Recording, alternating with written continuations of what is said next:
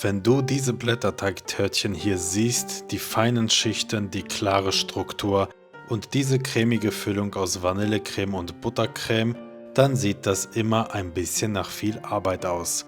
Diese Törtchen hier sind Teil einer klassischen Napoleon-Torte, gefüllt mit einer Creme Mousseline, einer Vanillecreme, in die Butter untergehoben wird. Und genau dieser Blätterteig, aus dem diese Stückchen gemacht sind, ist kein klassischer französischer oder deutscher Blätterteig, sondern ein Blitzblätterteig. Oder wie er in der Ausbildung genannt wird, holländischer Blätterteig. Und genau den zeige ich dir heute Schritt für Schritt. Wir beginnen ganz klassisch mit dem Mehl. Das kommt zuerst in die Rührschüssel der Küchenmaschine. Parallel dazu nehme ich kaltes Wasser, gebe Salz hinein und optional auch etwas Zucker. Der Zucker ist kein Muss, man kann ihn problemlos weglassen, aber er hat einen klaren Vorteil. Beim Backen karamellisiert er leicht und gibt dem Blätterteig später eine schöne Farbe. Jetzt löse ich Salz und Zucker vollständig im kalten Wasser auf. Das dauert einen Moment, ist aber wichtig, denn dieser Teig wird später nur sehr kurz geknetet und wenn Salz oder Zucker noch kristallisch sind, würden sie sich im Teig nicht gleichmäßig verteilen. Sobald alles aufgelöst ist, kommt das kalte Wasser zum Mehl.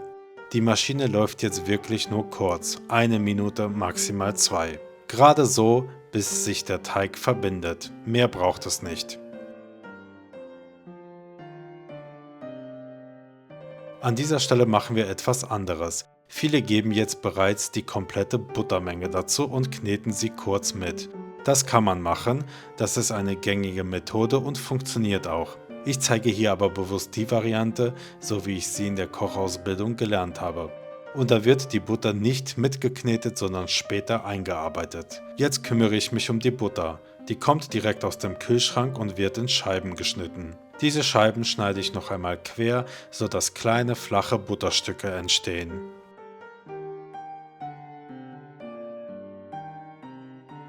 Der Teig wird nun leicht bemehlt und ausgerollt. Nicht perfekt gerade, nicht auf Millimeter genau, wichtig ist nur, nicht zu viel Mehl zu verwenden.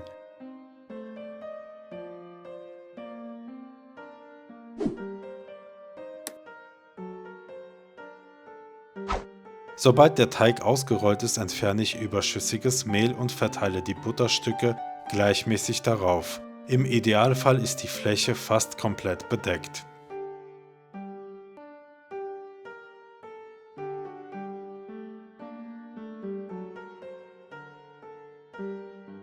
Jetzt beginnt das Turieren.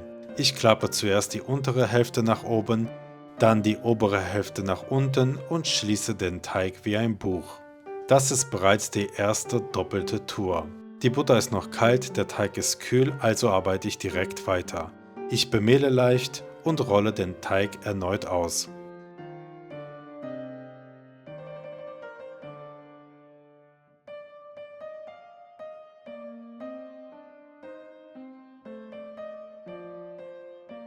Wieder klappe ich von oben nach unten, von unten nach oben und schließe den Teig wie ein Buch. Das ist die zweite doppelte Tour.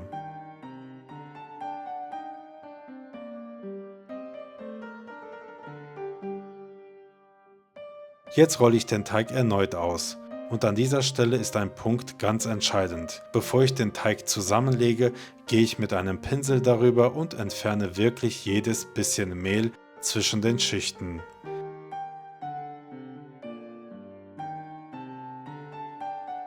Mehl zwischen den Lagen verhindert später, dass sich der Blätterteig sauber hebt.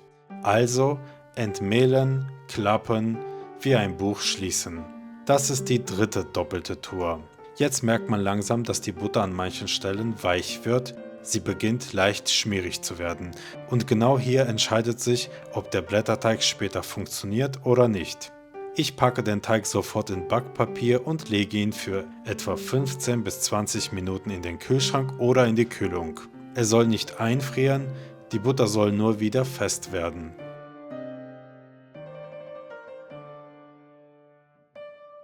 Nach der Kühlzeit geht es weiter. Arbeitsfläche leicht bemehlen, Teig ausrollen.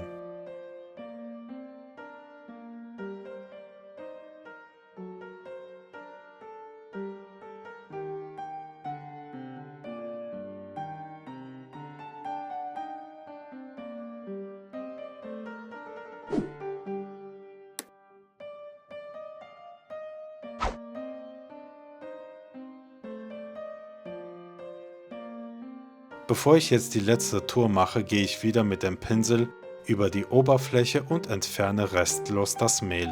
Dann klappe ich die offene Seite zur Mitte, entmehle erneut, klappe die andere Seite zur Mitte und schließe alles wieder wie ein Buch. Das ist die vierte und letzte doppelte Tour. Noch einmal oben alles entmehlen und damit ist unser Blitzblätterteig fertig. Ohne lange Wartezeit, ohne komplizierte Butterplatten, aber trotzdem mit klar definierten Schichten. Wenn du dich über den klassischen französischen oder deutschen Blätterteig interessierst, blende ich dir hier oben das entsprechende Video ein. Dort erkläre ich den Unterschied ganz genau und zeige auch, warum dort anders touriert wird. Jetzt kommt der Teig wieder in Backpapier und wird eingefroren. So kannst du ihn jederzeit verwenden. Zum Verarbeiten rolle ich ihn später auf etwa 1 cm aus, je nach Anwendung auch etwas dünner. Dann schneide ich ihn in die gewünschte Form und backe ihn bei hoher Anfangshitze. Das ist wichtig, Blätterteig muss kalt in den heißen Ofen. Die Feuchtigkeit im Teig verdampft, der Dampf hebt die Schichten an und genau so entsteht diese typische Blätterung. Wenn du sehen willst, wie dieser Blätterteig in der Praxis aussieht, zum Beispiel bei diesen Napoleon-Törtchen hier, dann schau dir unbedingt das Video zur Napoleon-Torte an. Dort siehst du den Teig im Anschnitt und wie er sich beim Essen verhält. Wenn dir solche klassischen Techniken aus der Ausbildung gefallen, abonniere gerne den Kanal. Hier geht es um sauberes Handwerk, verständliche Erklärungen und Rezepte, die wirklich funktionieren.